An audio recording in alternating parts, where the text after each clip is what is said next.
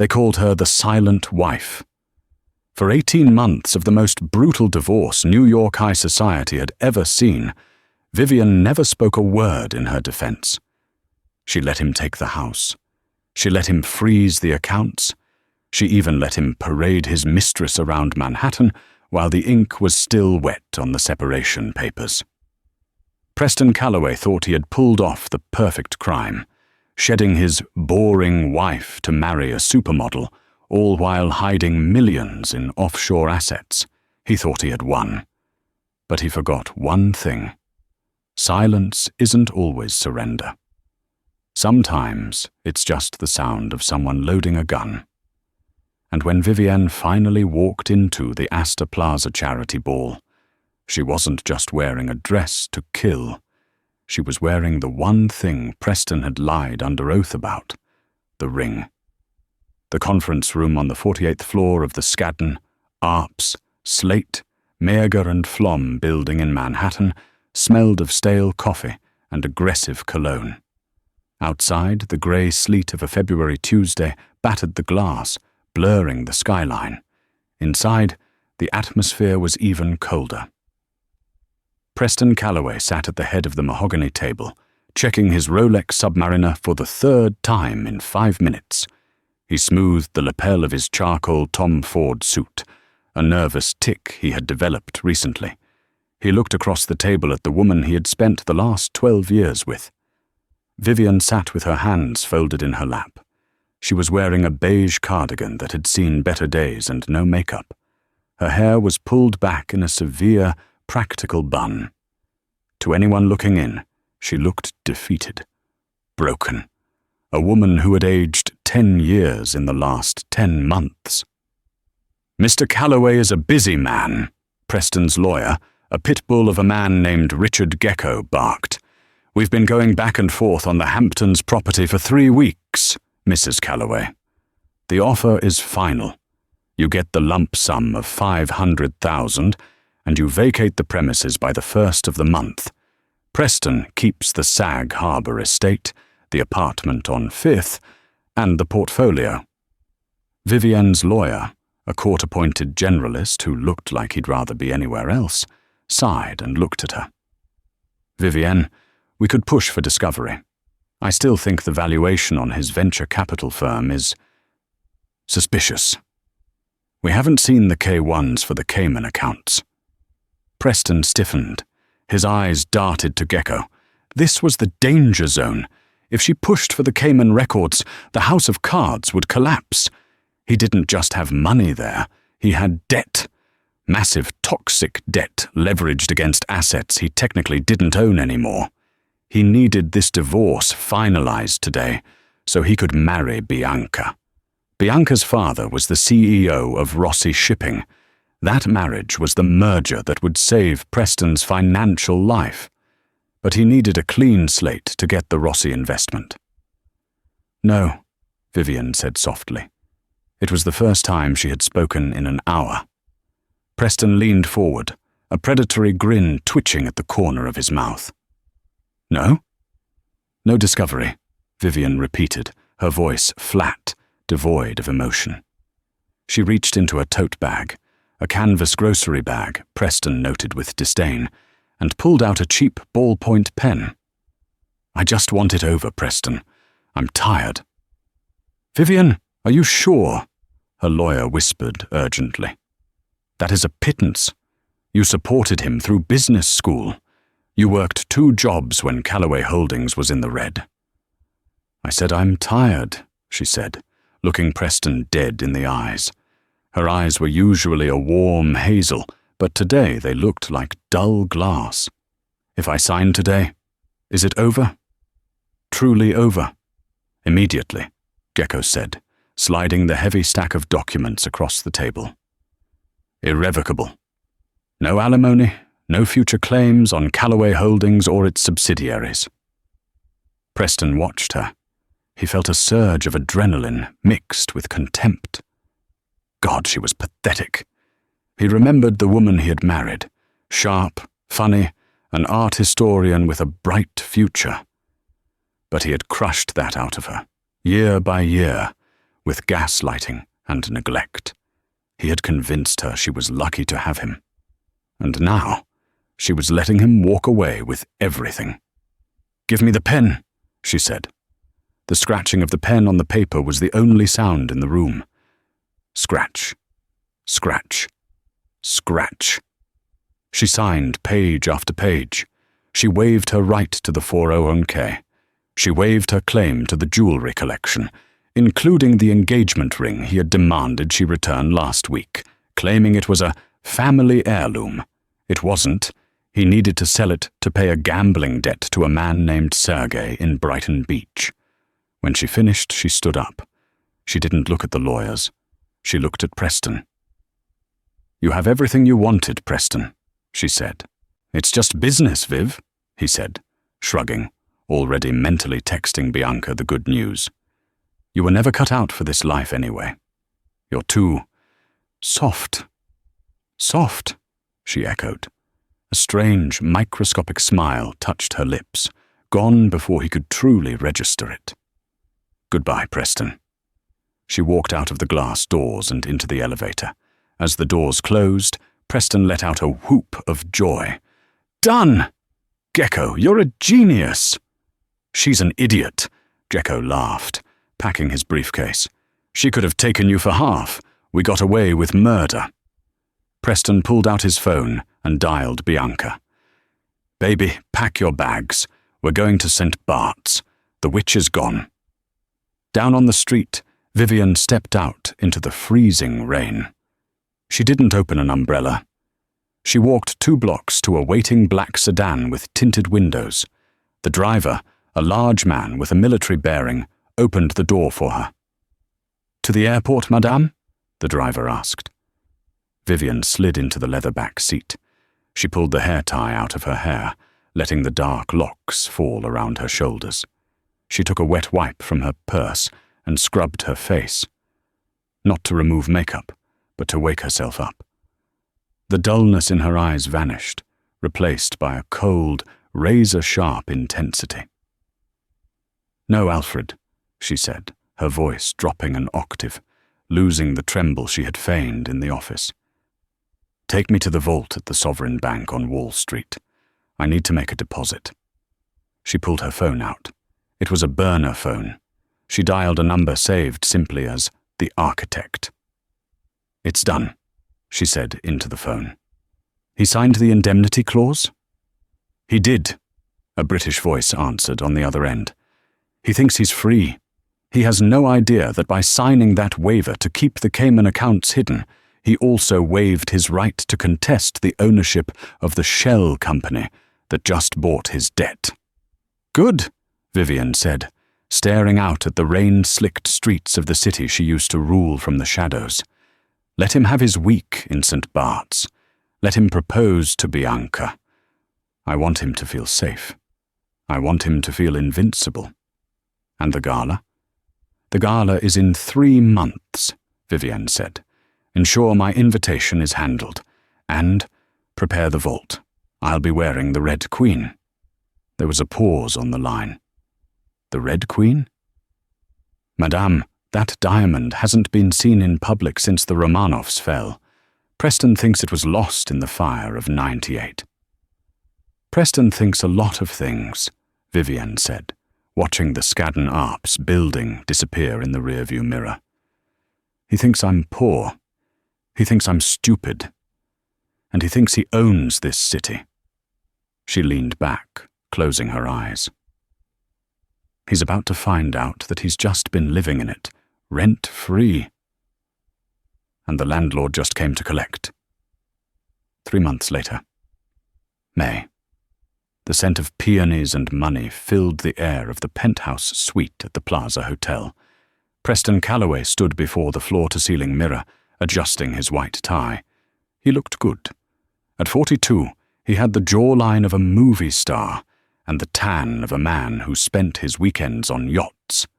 But inside, Preston was sweating. "Babe, which earrings? The chandeliers or the studs?" Bianca Rossi walked into the room, and as always, she sucked the oxygen out of it. 24 years old, leggy, and dripping in Versace. She was the trophy Preston had destroyed his marriage to win. She held up 2 pairs of diamond earrings. "The chandeliers," Preston said distractedly. "They catch the light better for the paparazzi." "You seem tense, P," Bianca said, pouting as she clipped the diamonds on. "Daddy is going to be there tonight. You know he's excited to announce the partnership." "I know," Preston snapped, then softened his tone. "I know, baby. It's a big night. The Astor Plaza charity ball isn't just a party. It's the night. If I don't close the investors from Dubai tonight, the expansion plans for Callaway Tech are on hold."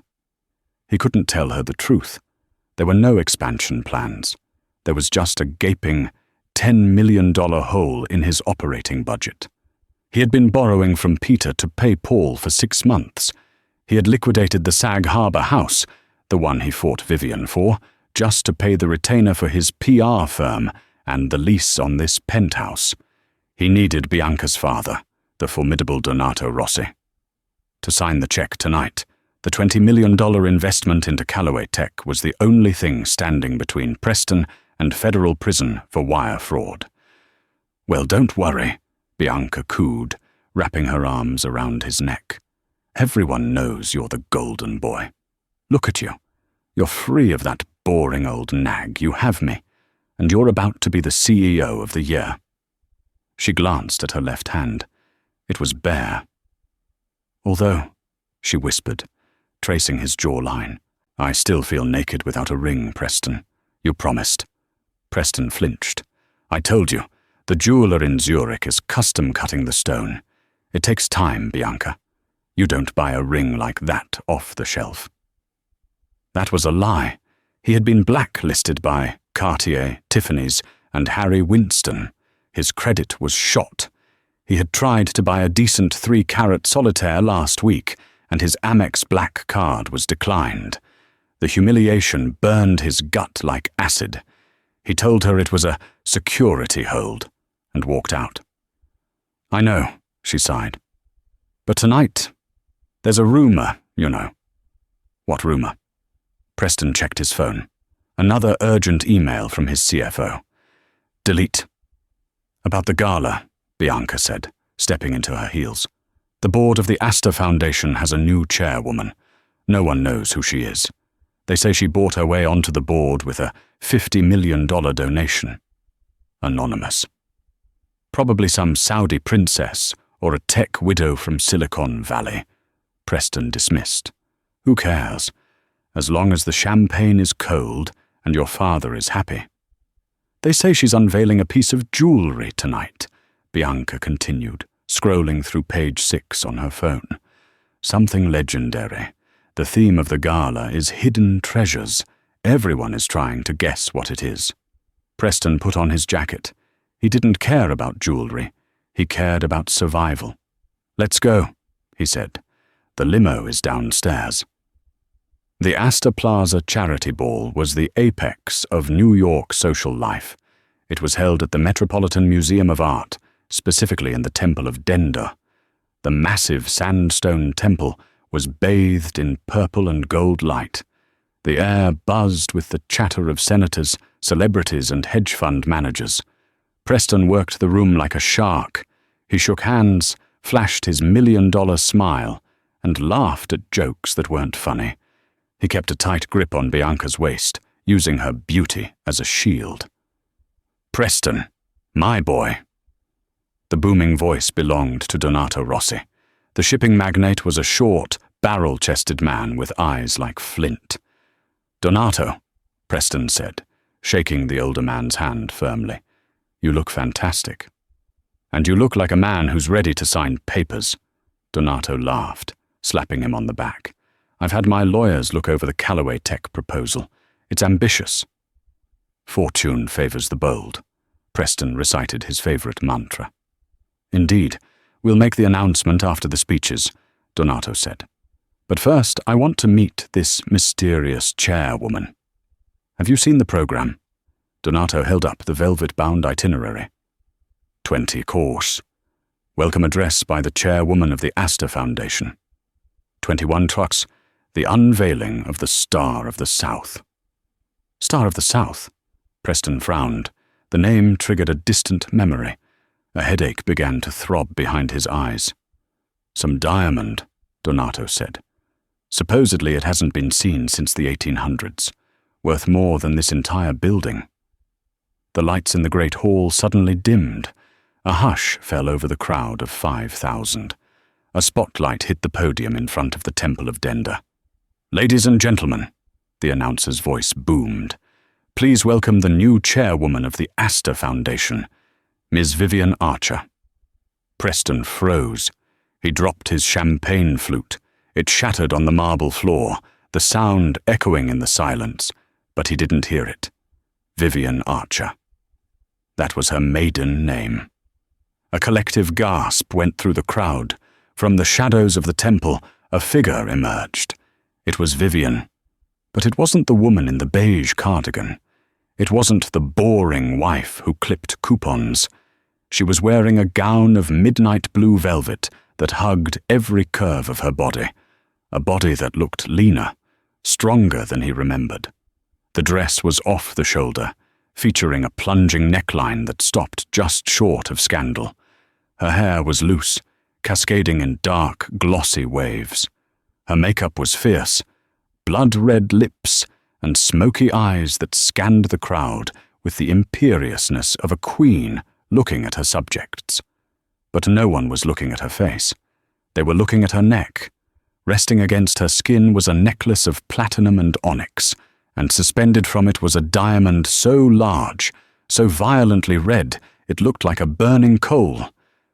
Preston stopped breathing. It wasn't just a diamond. It was the Callaway red. The stone his great-grandfather had mined in South Africa. The stone Preston had told everyone was stolen in a burglary 5 years ago to collect the insurance money he had used to pay off a blackmailer. He had sold that stone on the black market to a fence in Macaw. How the hell did she have it? Vivian stepped up to the microphone. She didn't smile. She looked out into the darkness, and even though there were thousands of people, Preston felt her eyes lock onto his, like a laser sight. "Good evening," her voice purred through the speakers, rich and confident. "They say that the truth is like a diamond, hard, cold, and impossible to destroy, no matter how deep you bury it." Bianca tugged on Preston's sleeve. "Preston, isn't that your ex-wife? I thought you said she was a frumpy librarian." Donato Rossi was staring at Vivian, entranced. "That," the billionaire whispered, "is the most magnificent woman I have ever seen." Preston felt the room spinning. He needed to get out. He needed to run. But his feet were lead. "Tonight," Vivian continued, touching the massive red stone at her throat, "we are here to talk about hidden treasures, and the price we pay to keep them." She smiled, and for the first time in his life, Preston Callaway was truly, terrifically afraid. The applause that followed Vivian's speech was thunderous, a stark contrast to the silence that had defined her existence for the last 2 years. She walked down the steps of the Temple of Denda with the grace of a woman who owned the ground beneath her feet. Preston Callaway felt like he was drowning on dry land. He gripped Bianca's arm so hard she winced. "Ow! Preston, stop it!" Bianca hissed, pulling away. She smoothed her Versace dress, eyeing the crowd. "Why is everyone looking at her? She's old." "She's 38, Bianca," Preston muttered, his eyes fixed on the red diamond burning at Vivian's throat. "And right now, she's the most powerful woman in this room." "I want to meet her," Donato Rossi announced, finishing his scotch in one gulp. "No," Preston said too quickly. "Donato, really, we should go check on the Dubai investors. They're by the bar?" "Nonsense," Donato boomed, already moving through the crowd. "I want to know how a woman comes out of nowhere to chair the Astor Foundation, And I want a closer look at that stone." Preston had no choice but to follow. He felt like a prisoner walking to the gallows. As they approached, the crowd naturally parted for Donato Rossi, the billionaire shipping magnate. Vivian was surrounded by a phalanx of admirers, senators, heiresses, and tech moguls, but when she saw the trio approaching, she raised a hand, silencing the man she was speaking to. She turned. Her eyes, cool and amused, landed on Preston. Then they slid to Bianca. Finally, they rested on Donato, with a warmth that was entirely calculated. "Mr. Rossi," Vivian said, extending a gloved hand. "I was hoping you would attend. Your work with the Oceanic Cleanup Initiative is something I've admired from afar." Donato took her hand and kissed it, a rare gesture of old-world respect from the ruthless businessman. "You know who I am, Miss Archer. But I confess, you have me at a disadvantage. My future son-in-law here tells me you used to be married." Vivian's gaze flicked to Preston. It was like a physical blow. "Preston," she said softly, "you look flustered. Is the air conditioning not working in the penthouse?" "Vivian," Preston croaked. He cleared his throat, trying to summon the arrogance that usually fueled him. "You look expensive. Who's paying for the dress? The settlement money wasn't that generous."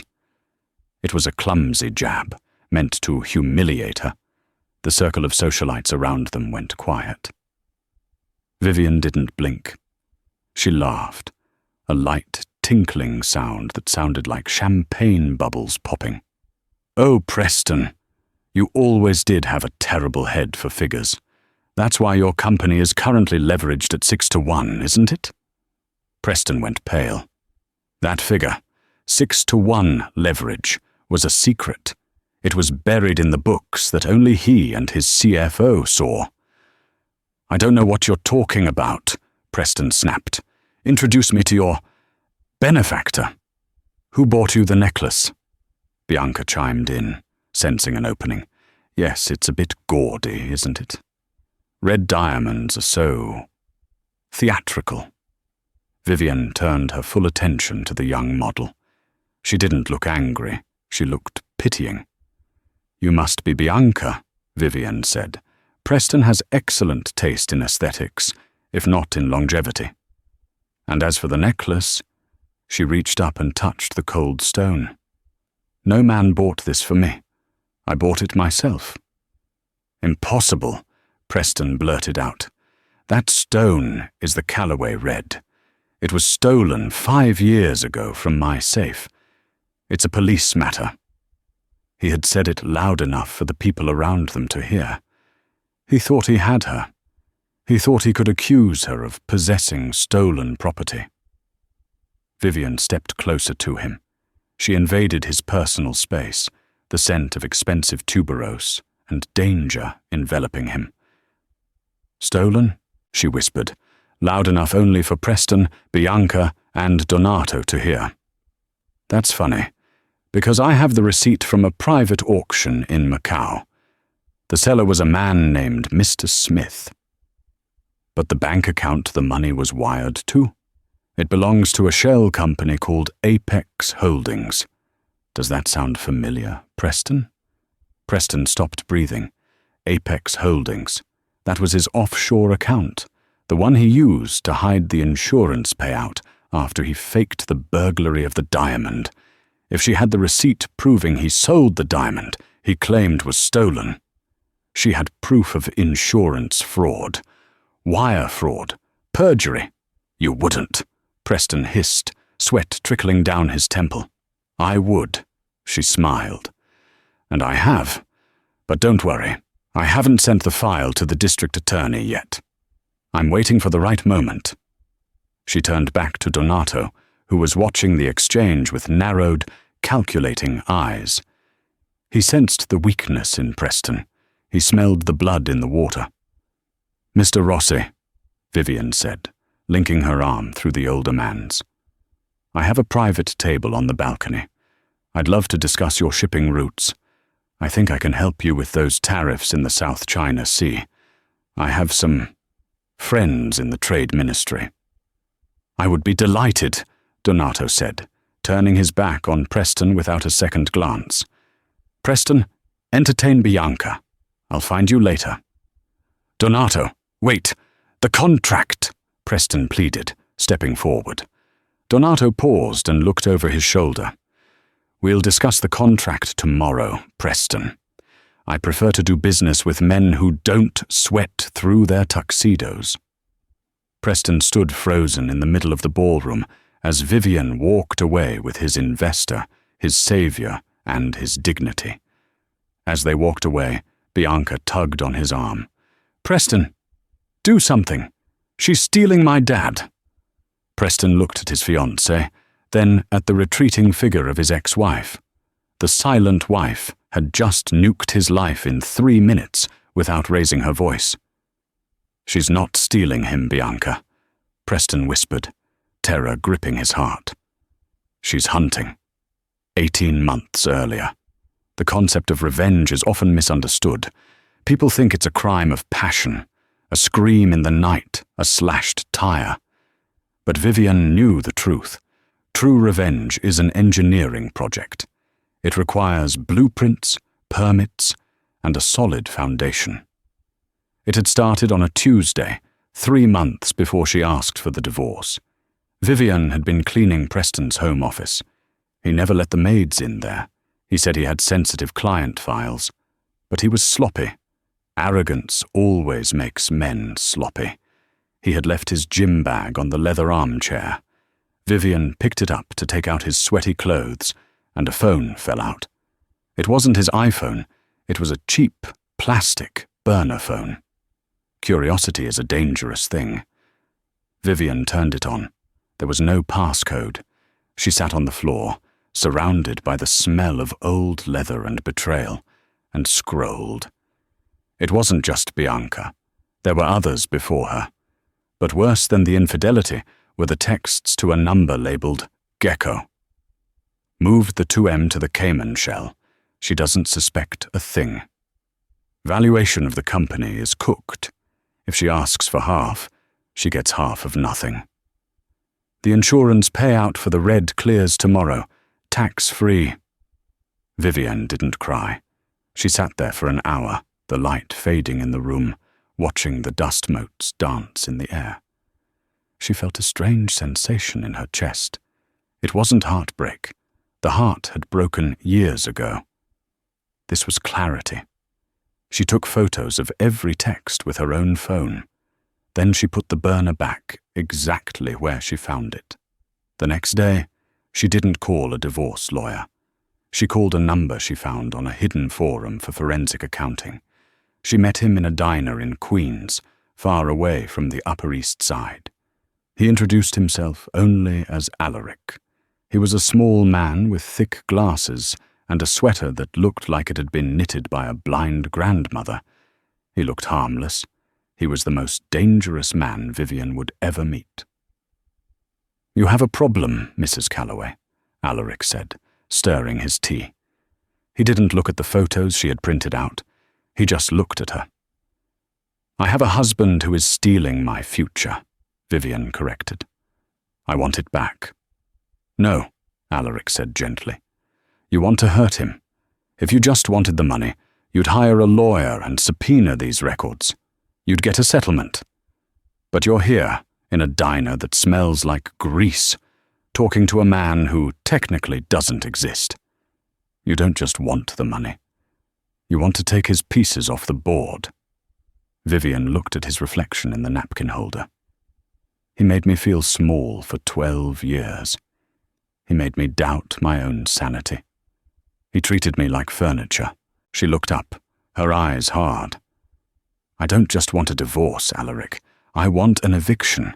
I want him to feel what it's like to have nothing." Alaric smiled. It was a terrifying smile. "Then we have work to do. But you have to follow my rules. Rule number 1, you must become a ghost." "A ghost? You must be boring," Alaric explained. You must be defeated. You cannot fight for the assets. You cannot scream. You must let him think he is winning every single step of the way. Narcissists like Preston Calloway cannot resist a victory lap. We will let him run until he is so far ahead, he doesn't realize he's run off a cliff. And so, the silent wife was born. For a year, Vivian played the part. She wore the beige cardigans. She stopped wearing makeup. She let Preston insult her intelligence at dinner parties. Every insult was fuel. Every time he called her soft, she transferred another $5,000 of her own inheritance into a crypto account Alaric had set up. Then came the divorce proceedings. The moment in the lawyer's office where she signed the waiver was the hardest performance of her life. She had to sign away her rights to the known assets to trap him with the unknown ones. By signing the agreement that stated she accepted the disclosed assets as the full extent of his wealth, she triggered a specific clause in New York state law regarding fraudulent concealment. If she could prove later that he hid assets, the entire agreement would be void, and the penalty usually involved awarding 100% of the hidden assets to the victim. She didn't want half, she wanted it all. But the masterstroke was the ring. 2 weeks after the divorce was finalized, Alaric called her. "The Calloway Red," Alaric said. "It's resurfaced." "Where?" "Macau, a private black market auction. Preston sold it to a fence, but the fence is spooked. He wants to unload it fast." "How much?" Vivian asked. $3 million. Cash. Vivian didn't have $3 million liquid, but she had access. "Alaric," she said, pacing her small rental apartment in Brooklyn. "The Cayman accounts, the ones Preston thinks are secure." "Yes?" "He gave me the password once, 5 years ago, when he was drunk. He thinks he changed it. But I saw him typing it last month. He just added a 1 at the end." "Risky," Alaric warned. "If we touch that money, he gets an alert." "Not if we route it through the shell company he's trying to buy," Vivian said. She had learned fast. "Preston is trying to buy Apex Holdings to launder his new investor money, right?" "Correct. So let's become Apex Holdings. Let's buy the company before he does, using his own offshore debt leverage, and then we use his own money to buy the ring." There was a silence on the line. Then a low chuckle. "Mrs. Calloway," Alaric said with genuine admiration. "That is diabolical. You're going to use his hidden slush fund to buy the evidence of his own insurance fraud and wear it to the gala he's sponsoring." "Exactly," Vivian said. "He won't be able to say a word. If he claims the ring is his, he admits to fraud. If he says nothing, I wear his legacy around my neck." "I'll initiate the transfer," Alaric said. "Welcome to the game, Vivian." Present day. Vivian stood on the balcony of the Met, the cool night air hitting her face. Below her, the party raged on. She touched the red diamond. It felt heavy. She had won the first battle. She had humiliated him. She had stolen his investor. But the war wasn't over. Preston was a cornered rat, and rats bite. "Miss Archer." She turned. It was Donato Rossi. He was holding 2 glasses of champagne. "I sent Preston away," Donato said, handing her a glass. "The man is a fool. He spent 20 minutes trying to explain why his company's burn rate is so high. I stopped listening after 5. "He's desperate," Vivian said, sipping the wine. "Desperation is a cologne that doesn't mask well." "Indeed." Donato leaned against the stone railing. "But I didn't come here to talk about Preston. I did a little digging while I was in the men's room. My team tells me that Apex Holdings, the company that just bought the majority share of the Astor Foundation's debt, is registered to a trust." Vivian stiffened slightly. Donato was smarter than Preston. Much smarter. And, Donato turned to her, his eyes twinkling. The trust lists you as the beneficiary. You didn't just donate to the Gala, Vivian. You own the debt of this venue. You effectively own the stage we are standing on." Vivian met his gaze. There was no point in lying to a predator of his caliber. "I like to control my environment, Donato." "I can see that." He clinked his glass against hers. "I like a woman who plays the long game. Preston is asking me for $20 million to save his company. I haven't signed yet." He paused, letting the implication hang in the air. "What would you do?" Donato asked, his voice low, "if I gave that investment to you instead?" "To whatever venture you are planning next." Vivian smiled. It was the first genuine smile she had worn all night. "I'm planning a hostile takeover, Donato," she said, "of Callaway Tech." Donato threw his head back and laughed, a rich, hearty sound. "Brilliant. Absolutely brilliant. Tell me more." Just then, a commotion erupted from inside the ballroom. A glass shattered. Shouting. Vivian turned. Through the glass doors, she saw Preston. He was red-faced, screaming at a waiter. But he wasn't looking at the waiter. He was looking at her through the glass, and in his hand, he held his phone. He raised it, pointing the screen at her. A text message notification pinged on Vivian's clutch. She opened it. It was from Preston. "I know about Alaric, and I know where he lives. Come to the cloakroom, now, or the little man bleeds." Vivian's blood ran cold. She had underestimated him. She thought he was just a fool. She forgot he was a criminal. "Is everything all right?" Donato asked, seeing her expression change. Vivian snapped the phone shut. The mask was back in place. "Excuse me, Donato," she said coolly. "I have a loose end to tie up." She walked back into the ballroom, her heels clicking like gunshots on the marble. The game had just turned violent. The cloakroom of the Metropolitan Museum of Art was a cavernous space, smelling of cedar, expensive fur, and damp wool. It was quiet here, the roar of the Gala muffled by thick velvet curtains. Vivian walked in. The attendant was missing, likely paid off. Preston was waiting by the rows of long coats. He was pacing, his hands twitching at his sides. When he saw her, he stopped. The look in his eyes wasn't just anger. It was the frantic, cornered look of a feral animal. "You look beautiful, Viv," he said, his voice trembling with a manic energy. "Really, money suits you, though I suppose it's my money." "It's the settlement you agreed to, Preston," Vivian said calmly, clutching her purse. Inside, her phone was recording. "Where is Alaric?" Preston laughed, a harsh, barking sound. "Alaric? You mean the little hacker in Queens? I have a guy, Sergey. You remember Sergey, don't you? The one I owed money to? I told him Alaric was the one holding up his payment. Sergey is on his way to Queens right now with a tire iron." Vivian's heart hammered against her ribs, but she didn't flinch. She had anticipated this. She had to trust the protocol. "Call him off," Vivian said. "Give me the ring," Preston demanded, stepping closer. He held out a shaking hand. "Give me the ring, and give me the access codes to the Cayman Shell Company. You transfer the money back to me, right now, and I call Sergey."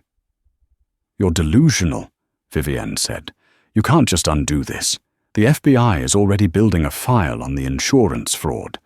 If I give you the ring, you'll just destroy it and say I stole it." "I will say you stole it," Preston shouted, his composure shattering. He lunged forward, grabbing her wrist. His grip was painful, bruising. "You stole it from my safe. That's the story. You're a bitter ex-wife who stole a family heirloom. Who are they going to believe? Me, the CEO of Callaway Tech, or you, the nobody? Let go of me, Preston. Not until I get what's mine." He twisted her arm.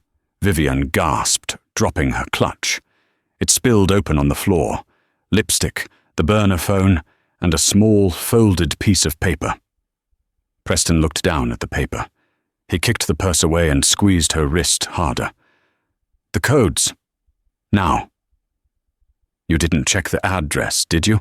Vivian asked, her voice straining through the pain. Preston froze. What? Alaric, she gritted out. You sent your thug to the address in Queens. Alaric hasn't lived there for 3 months. He lives in a secure compound in Connecticut, paid for by the fees he earned exposing frauds like you.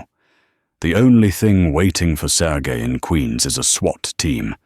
Alaric flagged the IP address of your tracker yesterday. Preston's face went slack. He released her wrist as if burned. You're lying. I don't lie anymore, Preston. I learned that from you. Lying is too much work. She rubbed her wrist, checking the red marks forming on her pale skin. But you just admitted to conspiracy to commit assault and extortion, and... She pointed to the ceiling. And you did it in a room with a security camera. Preston looked up. A small black dome stared back at him from the corner. No audio, Preston whispered, trying to reassure himself. Cameras don't have audio. True, a voice said from behind the rack of mink coats. But I do.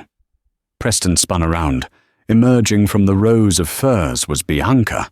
She wasn't crying. She looked horrified, yes. But mostly she looked disgusted. She held her phone up. The screen was recording. Bianca! Preston choked. Baby, what are you doing here? I told you to wait by the bar. I followed you, Bianca said, her voice shaking. I wanted to see you tell her off. I wanted to see you win. She stepped closer, the phone still pointed at his face. But you're broke? You're broke, Preston? No, baby. It's a liquidity issue. You said you were buying me a custom ring in Zurich, Bianca said, her voice rising to a screech. But you're trying to steal one back from your ex-wife? You told me you were a billionaire. I will be. Once your father signs, my father. Bianca laughed, and it was a cruel sound. My father isn't going to sign anything. I just live-streamed this entire conversation to our family group chat. Daddy heard everything. The insurance fraud. The hitman in Queens. The fact that you're leveraging his money to pay off your debt. Preston backed away, looking between the two women. The silent wife and the trophy wife. He had pitted them against each other, assuming they would fight for his affection. Instead, they were looking at him with the same expression. Absolute revulsion. Bianca, please, Preston begged, reaching for her. I did it for us. I needed the capital to give you the life you deserve. I have a life, Bianca spat, and I don't need a fraud to pay for it. She turned to Vivian. For a moment, the two women locked eyes. There was no warmth there, but there was a truce, an acknowledgement. Nice necklace, Bianca said stiffly. Nice recording, Vivian replied. Bianca turned on her heel and stormed out of the cloakroom. Preston stood alone with Vivian. He was shaking. His empire had just evaporated in 10 seconds. It's over, Preston, Vivian said quietly. Go home. Preston looked at her, his eyes hollow. Then a dark, dangerous resolve settled over his face. He smoothed his suit jacket. He fixed his tie. No, he whispered. It's not over. Donato hasn't seen the video yet. He's old school. He doesn't check group chats. Preston, don't... I can still fix this, he muttered, his eyes wide and unseeing. I just need to sign the papers. Once the ink is dry, he can't back out. Possession is 9/10 of the law. He pushed past Vivian, knocking her shoulder, and ran back toward the ballroom. Vivian watched him go. She picked up her clutch and the folded piece of paper. She sighed. Men like him never know when to fold, she whispered to the empty room. She took out her phone and dialed Alaric. He's going back to the floor, she said. Initiate phase 3. Copy that. Alaric's voice came through, crisp and clear. The projector is ready. It's showtime, Mrs. Calloway. It's Miss Archer, she corrected. And Alaric? Make it loud. The grand ballroom was reaching a fever pitch. The lights were dimmed, bathing the Temple of Denda in a soft, golden glow. The auctioneer was just finishing the bidding for a vintage Aston Martin. Preston Calloway sprinted through the crowd, ignoring the glares of the people he bumped into.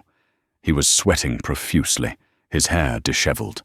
He spotted Donato Rossi standing near the stage, holding a glass of scotch, looking at his watch. "Donato!" Preston gasped, skidding to a halt next to the billionaire. "Donato, I have the papers right here. I have a pen. Let's just sign. We don't need lawyers for a gentleman's agreement." He fumbled inside his jacket pocket, pulling out the folded contract he had been carrying all night. Donato looked at him slowly. The older man's face was unreadable. He didn't seem angry. He seemed disappointed. "Preston," Donato said heavily, "you are sweating." "It's just the heat," Preston lied, clicking the pen. "Here, just on the dotted line. This secures the 20 million, and I transfer the equity to Rossi Shipping immediately." "Where is Bianca?" Donato asked, not taking the pen. She's in the powder room," Preston stammered. "She's not feeling well. But she wants this, Donato. She wants us to be partners." Donato stared at him for a long, agonizing second. Then he reached into his pocket. Preston thought he was reaching for a pen. Instead, he pulled out his phone. "My daughter is not in the powder room," Donato said, his voice dropping to a growl. "She is in a taxi. She sent me a video, Preston. A very interesting video." Preston's blood froze. Before he could speak, the sound system of the ballroom screeched with feedback. The crowd winced, covering their ears. "Ladies and gentlemen," the announcer's voice boomed, though it sounded different, hurried, confused. "If we could turn your attention to the main screen, we have a special addition to the program." The massive screen behind the Temple of Denda, which had been displaying images of charity work in Africa, flickered. It went black. Then a document appeared. It was a bank transfer receipt, high resolution. Sender, Apex Holdings, Cayman Islands. Recipient, Preston Calloway. Amount, $300,000 memo. Insurance settlement. Red Queen. Claim. A murmur rippled through the crowd. People were squinting, confused. Then the image changed. It was a photo of a police report filed by Preston Calloway claiming the Red Queen diamond had been stolen in a burglary, dated 5 years ago. The image changed again. A new receipt, dated 3 months ago. Seller, Mr. Smith, Macau. Buyer, Apex Holdings. Item, red diamond, 30 carats. Price, $3,000. The murmurs turned into gasps. Even the most uneducated socialite in the room could do the math. Preston had claimed the diamond was stolen, collected the insurance money, hid the money in a shell company, and then, unbeknownst to him, his own shell company had bought the diamond back. The final image appeared on the screen. It was a live video feed. It showed the balcony above the stage. Vivian Archer stood there. The spotlight hit her. The Red Queen diamond at her throat sparkled with a fire that seemed to accuse everyone in the room. She leaned into the balcony microphone. "Preston," her voice echoed through the hall, godlike in its amplification. "You told the police this ring was stolen. You told the insurance company it was gone forever. You told me it was a family heirloom you couldn't afford to lose." She paused, letting the silence stretch. 5,000 people held their breath. "So, I have a question," Vivian said. "If it was stolen, why is there a receipt showing you sold it to a fence in Macau?" On the screen, a new document flashed up. It was the smoking gun Alaric had found. a notarized bill of sale with Preston's signature, selling the ring to the black market dealer. Preston stood frozen next to Donato. He felt the eyes of the room burning into him. The hedge fund managers, the politicians, the rivals he had sneered at for years. They were all staring. Donato Rossi sighed. He took the contract from Preston's shaking hand. "You know, Preston," Donato said, his voice loud enough for the nearby circle to hear, "I don't mind a man who takes risks. I don't even mind a man who bends the rules. But I cannot abide a man who gets caught." Donato tore the contract in half, then in half again. He let the pieces flutter to the floor like confetti. "You are finished," Donato said. "Donato, wait! It's a fabrication! She photoshopped it!" Preston screamed, grabbing Donato's arm. Two large security guards materialized out of the crowd. They weren't museum security. They were Rossi's personal detail. They grabbed Preston by the arms and hauled him back. "Get your hands off me!" Preston shrieked, kicking and flailing. "Do you know who I am? I am Preston Calloway." "Mr. Calloway?" A new group of men entered the circle. These men wore windbreakers with 3 yellow letters on the back, FBI. The lead agent, a weary-looking man named Agent Miller, flashed a badge. "Preston Calloway, I'm arresting you for wire fraud, insurance fraud, and filing a false police report," Miller said, snapping handcuffs onto Preston's wrists. "And thanks to your ex-wife, we also have the audio of you threatening a federal witness 20 minutes ago. That's going to add another 10 years. Preston looked up at the balcony. Vivian was looking down at him. She wasn't smiling. She wasn't gloating. She just looked done. Like a gardener who had finally pulled a stubborn weed. "Vivian!" Preston screamed as the agents dragged him away, his tuxedo jacket tearing at the shoulder. "Vivian, tell them we can make a deal. I'll give you half. I'll give you everything." Vivian reached up and unclasped the Red Queen necklace. She held the heavy, blood-red stone in her hand. She leaned into the mic one last time. "You can't give me everything, Preston," she said, her voice soft, but carrying to the back of the room. "Because you have nothing left." She dropped the necklace. The crowd gasped as the multi-million-dollar diamond plummeted from the balcony.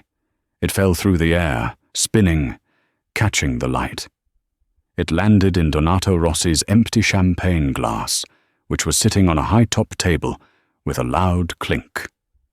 It didn't break. It just sat there, drowned in the dregs of warm alcohol. Vivian turned and walked back into the shadows. On the floor below, the flashbulbs exploded like fireworks. Preston was dragged out the double doors, his screams echoing off the ancient Egyptian stones. The silent wife had spoken, and she hadn't needed to raise her voice to bring the house down. 6 months later. The silence in the Sotheby's auction room on York Avenue was different from the silence Vivian had lived in for 2 years. That silence had been a cage. This silence was electric with anticipation. "Lot 404, the auctioneer announced, his voice clipping the air. "The Red Queen. A 30.2-carat fancy red diamond. Provenance, the Calloway collection."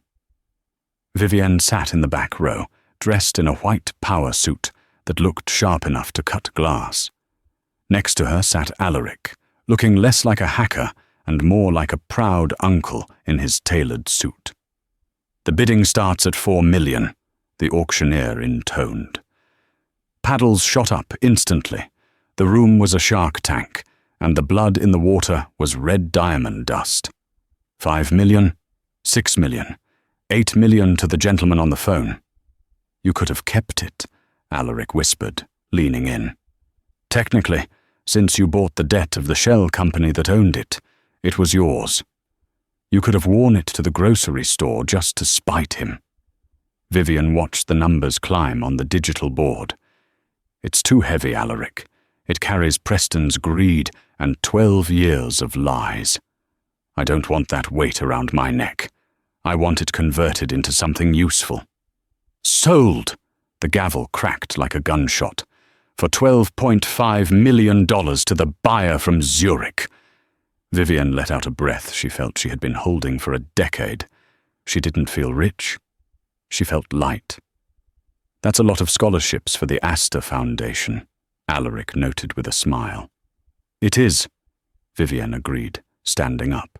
Come on, I have a company to buy. While Vivian stepped out into the crisp autumn sunlight, Preston Calloway sat in a room with no windows. The Metropolitan Correctional Center in Lower Manhattan was a grim reality check. Preston wore an orange jumpsuit that was 2 sizes too big, and his hair, once his vanity, was shorn close to his skull. He sat at a metal table in the common room, staring at the TV mounted in the cage on the wall. The chyron on CNBC read, Callaway Tech Assets Liquidated. But the main story was an interview with Bianca. She sat on a white couch, looking tearful, but beautifully lit. So you had no idea about the fraud? The host asked gently. None, Bianca sobbed, dabbing her eyes. I was a victim, just like the investors. Preston manipulated me. He was a monster who used my father's name to build a house of cards. Preston gripped the table until his knuckles turned white. Liar, he whispered. You spent the money. You wanted the lifestyle. On the screen, Bianca held up a hardcover book. Diamond in the Rough, My Escape from the Callaway Fraud. I wrote this to warn other women, Bianca said, her voice strengthening. And half the proceeds go to charity. Preston screamed, throwing his plastic lunch tray at the screen. It clattered uselessly against the bars. As the guards dragged him back to his cell, the crushing truth hit him harder than any gavel. He wasn't even the villain in the story anymore. He was just a footnote in theirs. The lobster is excellent, Donato Rossi said, seated at a private table at Le Bernardin. We aren't here for the lobster, Donato, Vivian said, taking a sip of sparkling water. No. Donato slid a thick leather folder across the table. The acquisition is complete. My team bought the scraps of Callaway Tech this morning. The patents, the server farms, the algorithms. We got them for pennies on the dollar. And the rebrand? Ready. We're calling it Phoenix Systems. And as agreed, the majority shareholder is the anonymous trust you set up. Vivian ran her finger over the documents. It was perfect. Preston had built the engine of a Ferrari, but was too busy painting it gold to drive it. Now, she owned the engine. You realize, Donato mused, that you just pulled off the most Machiavellian hostile takeover in New York history. You took his company, his reputation, and his freedom. You didn't just beat him. You erased him. Preston thought power was noise, Vivian said calmly. He thought it was shouting and showing off. He didn't understand that real power is silent. It's the current that pulls you under before you know you're drowning. Donato raised his glass. To silence. To silence. That evening, Vivienne stood in her living room. The fireplace crackled softly. She held a beige cardigan in her hands, the itchy, shapeless thing she had worn the day she signed the divorce papers. It smelled of old fear and submission. She tossed it into the fire. She watched the wool catch, curling into black ash. The symbol of the silent wife vanished up the chimney in a wisp of smoke. Her phone buzzed. It was Alaric. Board meeting Monday at 9 a.m. You're sitting at the head of the table. What do you want your title to be? Vivian typed her reply. Don't call me chairwoman. Call me the architect. She poured a glass of Pinot Noir and sat in the armchair. For the first time in years, she wasn't plotting. She wasn't calculating. She was just existing, listening to the fire. The silence wasn't heavy anymore. It was a symphony, and she was the conductor. The silent wife was dead.